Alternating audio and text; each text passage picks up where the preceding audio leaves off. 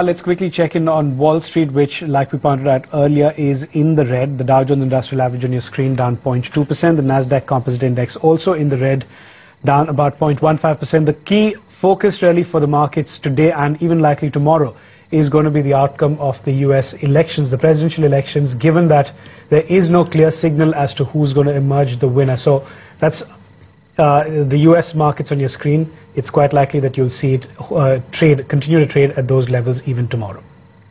In fact, European markets are having a pretty jittery day ahead of the US presidential polls as well. Kimberly Lim is here then with all the trading action. Kim. The focus here as we kickstart the week is stateside in those presidential elections, with the polls showing a very tight race. European stocks on the downside as investors opt for those safer haven assets. Looking around the market, food and beverages, healthcare outperforming the broader market.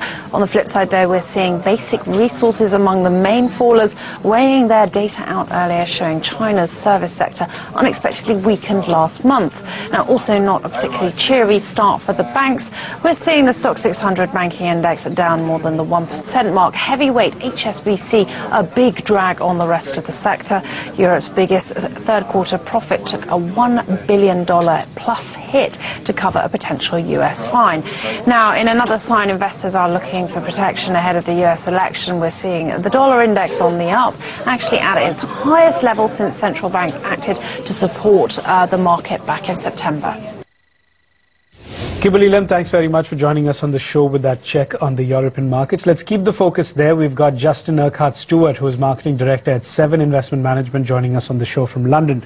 Justin, to begin with, this week is by far the most important one in politics, given that both US and China vote on Tuesday and Thursday, respectively, on leadership change. Would you advise investors to remain cautious during this period? What we need to have, what the markets are looking for, are clear decisions. What they don't want to end up is a fudge and ending up with hanging chads again, as we had a few years ago. So we want a clear decision for the President and a clear decision for the Congress. The first is probably easier than the second. So I think investors need to be wary. However, the answer for any American leader is going to be the same. It's called capitalism. They will actually go for trying to find ways of growing their way out of problems. I've never yet met an American as yet who does austerity. That apparently is just a European way of doing it. Meanwhile, the Chinese, of course, with their leadership, well, at least their leaders are tried and tested. Some of them, of course, are tried before they're tested, but they come at least in a more orderly manner. And, of course, the crucial issue there is how China changes shape from an export-driven economy to a more domestic-focused economy. But either way, the leadership team, when they come in, are likely to be trying to bolster growth in terms of at least making sure that the initial stable signs that we're seeing are maintained and there is greater level of growth in the future than we're seeing at the moment. Justin, there's less than 2 months to go before the automatic spending cuts kick in the United States. Do you think Congress will act swiftly enough to avert a crisis? To avert this crisis, they do need swift action. And, of course, if we end up with a split Congress, then that, of course, could easily mean that we end up with delays. However, it has reached such a stage which the congressmen or the Congress and senators will be foolish to try and get in the way of any form of resolution. And maybe with the presidential election out of the way, the level of bipartisan action can actually be pulled together now, rather than the polarized inaction that we've seen over the past 2 years. So hopefully they will see sense and realize that they have to do something. So I would suggest that they will probably do what most politicians do, which is manage to delay it and adopt a well-known European phrase of kicking the can down the road.